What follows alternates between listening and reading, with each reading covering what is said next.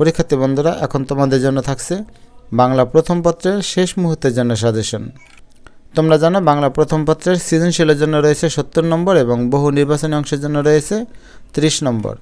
গদ্য আছে সুবা, বই পড়া, অভাগী স্বর্গ, পল্লী সাহিত্য, আমাটির বেপু, মানুষ মোহাম্মদ সাল্লাল্লাহু আলাইহি ওয়াসাল্লাম, নিম গাছ, উপেক্ষিত শক্তির উদ্বোধন, শিক্ষা ও মনুষ্যত্ব, প্রবাস বন্ধু, মমতাদি, পয়লা বৈশাখ, 71-এর দিনগুলি, সাহিত্যের রূপরীতি এবং নিয়তি। পদ্য আছে বঙ্গবাণী, কপোতাক্ষ নদ, জীবনসঙ্গীত, জুতাবিষ্কার, ঝর্ণার গান, মানুষ, সেই দিন এই মাঠ, পল্লী জননী, আশা, আমি কোনো আগন্তুক নই, রানার, তোমাকে পাওয়ার জন্যে হে স্বাধীনতা, আমার পরিচয়। স্বাধীনতা এই শব্দটি কীভাবে আমাদের হলো? সাহসী জননী বাংলা। এছাড়া রয়েছে কাকতাড়ুয়া, উপন্যাস এবং নাটক বহিপীর। তোমাদের পরীক্ষায় সৃজনশীল প্রশ্ন আসবে 11টি, যে কোনো 7টি প্রশ্নের উত্তর দিতে হবে। গদ্য থেকে সৃজনশীল প্রশ্ন আসবে 4টি, এর মধ্যে থেকে কমপক্ষে 2টা উত্তর দিতেই হবে। পদ্য থেকে সৃজনশীল আসবে 3টি, উত্তর দিতে হবে কমপক্ষে 2টি। উপন্যাস থেকে আসবে 2টি, তোমাদের উত্তর দিতে হবে কমপক্ষে 1টি। নাটক থেকে সৃজনশীল আসবে 2টি এবং উত্তর দিতে হবে কমপক্ষে 1টি। এভাবে 6টি প্রশ্নের উত্তর অবশ্যই আগে দিবে, বাকি একটি সৃজনশীল প্রশ্নের উত্তর যে কোনো অংশ থেকে দিতে পারবে। নৈবেত্তিক আসবে মোট 30টি, এর মধ্যে গদ্য থেকে 12টি, পদ্য থেকে 12টি, উপন্যাস থেকে 3টি এবং নাটক থেকে 3টি। গদ্য কোনগুলো পড়া উচিত ছকের মাধ্যমে বুঝে নাও। সুবা, মমতাদি, মানুষ মোহাম্মদ সাল্লাল্লাহু আলাইহি ওয়াসাল্লাম, আমাটির ভেপু এবং নিম গাছ, এই 5টা অবশ্যই পড়বে। এর মধ্যে থেকে 2টি সৃজনশীল প্রশ্ন কমন পড়ার সম্ভাবনা আছে। শিক্ষার্থী বন্ধুরা, এটা হচ্ছে শেষ মুহূর্তের সাজেশন। গদ্য যে 15টি আছে সেগুলো তো অবশ্যই পড়ে ফেলেছো, শেষ মুহূর্তে এগুলো তোমাদের অবশ্যই রিভাইজ দিতে হবে। এরপর বই পড়া, শিক্ষা ও মনুষ্যত্ব, উপেক্ষিত শক্তির উদ্বোধন, 71-এর দিনগুলি এবং পল্লী সাহিত্য, এই 5টার মধ্যে থেকে কমপক্ষে 1টি এবং সম্ভব হলে 2টি তোমরা পড়ে ফেলবে। এখান থেকে 1টি বা 2টি সৃজনশীল কমন পড়ে যেতে পারে, কিন্তু তোমাদের গদ্য থেকে দিতে হবে 2টি। আশা করি এগুলোর মধ্যে থেকে তোমাদের কমন পড়ে যাবে। পদ্য কোনগুলো পড়া উচিত শেষ মুহূর্তে? বঙ্গবাণী, কপোতাক্ষ নদ, পল্লী জননী, মানুষ এবং রানার, এই 5টা তো অবশ্যই পড়বে। এখান থেকে 1টা বা 2টা কমন পড়ার সম্ভাবনা আছে। সেই দিন এই মাঠ, তোমাকে পাওয়ার জন্য হে স্বাধীনতা, স্বাধীনতা এই শব্দটি কীভাবে আমাদের হলো? এই 3টা থেকে কমপক্ষে 1টা এবং সম্ভব হলে 2টা পড়বে, তাহলে আরও একটা সৃজনশীল প্রশ্ন কমন পড়ার সম্ভাবনা থাকবে। আশা, আমার পরিচয় এবং জীবনসঙ্গীত, এই 3টা না পড়লেও তেমন একটা সমস্যা হবে না, কারণ কবিতা থেকে 2টা প্রশ্নের উত্তর দিতেই হবে। আশা করি উপর থেকে তোমাদের কমন পড়ে যাবে। তবে নৈবেত্তিকের জন্য কিন্তু গদ্যপদ্য সবই পড়বে, অর্থাৎ গদ্যপদ্যে যে নৈবেত্তিক অংশ আছে সেগুলো পড়ে নেবে। উপন্যাস কাকতাড়ুয়া, এই অংশ থেকে একটা সৃজনশীল প্রশ্নের উত্তর অবশ্যই দিতে হবে। আর তোমরা যদি 7টা সৃজনশীল প্রশ্নের উত্তর দিতে চাও তাহলে এখান থেকে প্রয়োজনে 2টি প্রশ্নের উত্তরও দিতে পারবে। নাটক বহিপীর, বহিপীর নাটক কিন্তু খুব বেশি কঠিন নয়, এই বহিপীর থেকে একটা প্রশ্নের উত্তর অবশ্যই দিতে হবে। শিক্ষার্থী বন্ধুরা, সৃজনশীল প্রশ্নে উদ্দীপক সরাসরি কখনই কমন পড়বে না। তোমরা যে সৃজনশীলগুলো বিভিন্ন টেস্ট পেপার থেকে পড়ে যাবে সেটা সরাসরি কমন পড়ার সম্ভাবনা একেবারেই কম। তবে গদ্য এবং কবিতার বিষয়বস্তু যদি ভালোভাবে তোমাদের জানা থাকে আর লেখার দক্ষতা অর্জন করতে পারলে যে কোনো উদ্দীপকের সাহায্যে তোমরা সব প্রশ্নের উত্তর দিতে পারবে। তোমাদের সুবিধার জন্য আমি কিছু ধারণা এখানে দিয়ে দিলাম।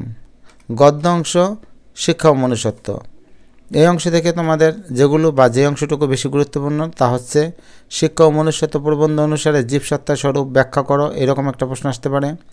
অথবা শিক্ষা ও মনুষ্যত্ব প্রবন্ধ অনুসারে শিক্ষার উদ্দেশ্য উদ্দীপকের সাথে মিল রেখে। আর শিক্ষা ও মনুষ্যত্ব প্রবন্ধ অনুসারে মনুষ্যত্ব সম্পর্কে ধারণা। শুভাগল্পে প্রতিবন্ধীদের প্রতিবন্ধকতার দিকটি আলোচনা করো, এরকম আসতে পারে। শুভাগল্পে শুভার প্রতি যে সমাজের অবহেলা, এই বিষয়ে একটা সৃজনশীল থাকতে পারে। প্রতিবন্ধীদের প্রতি সহানুভূতিশীল যে আচরণ, এই সম্পর্কেও সৃজনশীল থাকতে পারে। বই পড়া প্রবন্ধ অনুসারে শিক্ষা ব্যবস্থার ত্রুটিসমূহ উল্লেখ করো, এরকম একটা টপিক উদ্দীপকে থাকতে পারে। সুশিক্ষিত হওয়ার জন্য বই পড়ার গুরুত্ব, মনের সংকীর্ণতা দূর করতে বই পড়া বা লাইব্রেরি গুরুত্ব। মমতাদি গল্প থেকে এমন প্রশ্ন হতে পারে, মমতাদি গল্পের মূল বক্তব্য বিশ্লেষণ করো, অর্থাৎ এমন একটা উদ্দীপক দেওয়া থাকবে যেখানে মমতাদির চরিত্র উল্লেখ করা থাকবে, সেটা তোমাকে বিশ্লেষণ করতে হবে। মমতাদির কাজের প্রতি একাগ্রতার বিষয়টি তুলে ধরো। মমতাদি গল্পে যে ভালোবাসা আর সৌহার্দ্য তুলে ধরা হয়েছে তার ব্যাখ্যা। মমতাদি গল্পে মমতাদির আত্মমর্যাদা যে বিষয়, এটা নিয়েও একটা উদ্দীপক হতে পারে। আমাটির ভেপু গল্পে সর্বজয়ার মাতৃস্নেহের স্বরূপ বিশ্লেষণ করো। আমাটির ভেপু গল্পে গ্রামীণ দরিদ্র সমাজের চিত্র। আমাটির ভেপু গল্পে দুর্গা ও অপুর কিশোর জীবনের উচ্ছলতা বিশ্লেষণ করো। এখানে আমি সবগুলো গদ্য উল্লেখ করি নাই, তার কারণ হচ্ছে 5টা গদ্য উল্লেখ করলাম।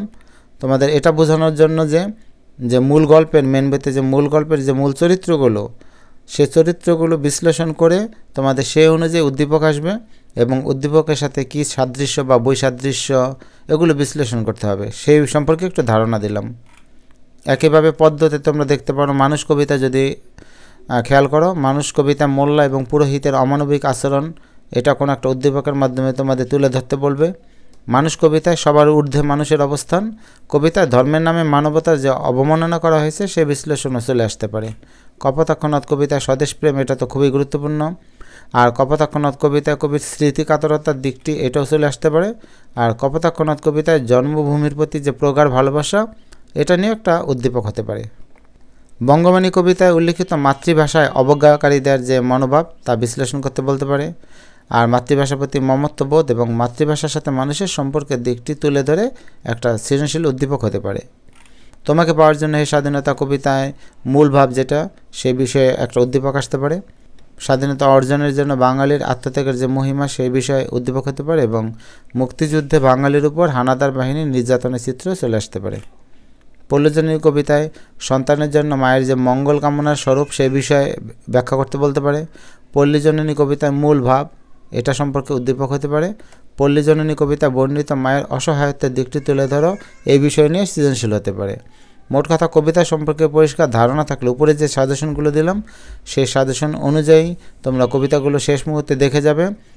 আর সেই কবিতার সাথে মিল রেখে যে উদ্দীপকটা আসবে, সেই উদ্দীপকের সাথে মিল রেখে সাদৃশ্য, বৈসাদৃশ্য বিশ্লেষণ, এই ধরনের সৃজনশীল প্রশ্ন চলে আসতে পারে।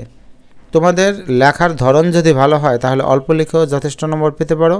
আর যদি এলোমেলো লেখা হয়, আজেবাজে লেখা হয়, তাহলে তো নম্বরটা অবশ্যই কমে যাবে। আর লেখার হাত কিন্তু সবার ভালো না, অনেকে অনেক কিছু বুঝতে পারলেও লিখতে গেলে উল্টাপাল্টা অনেক কিছু লিখে, যেগুলো আসলে প্রয়োজন পড়ে না। এই ধরনের লেখায় নম্বর কমে যাবে।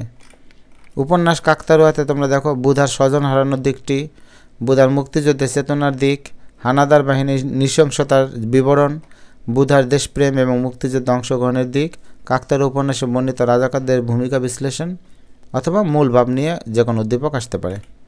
বহিঃপীর নাটকে পীরের অলৌকিক ক্ষমতায় মানুষের যে অন্ধবিশ্বাস, সেই বিষয়টা তুলে ধরা থাকতে পারে। অশিক্ষা ও কুসংস্কারের কারণে গ্রামীণ সমাজে পিছিয়ে পড়া বিষয়, বহিঃপীর নাটকের বিষয়বস্তু। তাহেরার মাঝে যে প্রতিবাদী মানসিকতার পরিচয় পাওয়া যায়, এরকম একটা ক্যারেক্টার উদ্দীপকে থাকতে পারে। মানুষের বিবেচনাবোধ জাগরণের ফলে সমাজ ব্যবস্থার পরিবর্তনের স্বরূপ আসতে পারে। অথবা তাহেরাকে যে বাল্যবিবাহে বাধ্য করার ক্ষেত্রে তার বাবা মায়ের ভূমিকা, সে বিষয় নিয়ে সৃজনশীল আসতে পারে। আগে বলেছিলাম, সৃজনশীলে ভালো নম্বর পেতে হলে তোমাকে অবশ্যই বিষয়বস্তু সম্পর্কে পরিষ্কার ধারণা থাকতে হবে আর বাংলায় লেখার হাত ভালো থাকতে হবে। তোমাদের জন্য রইল অনেক অনেক শুভেচ্ছা।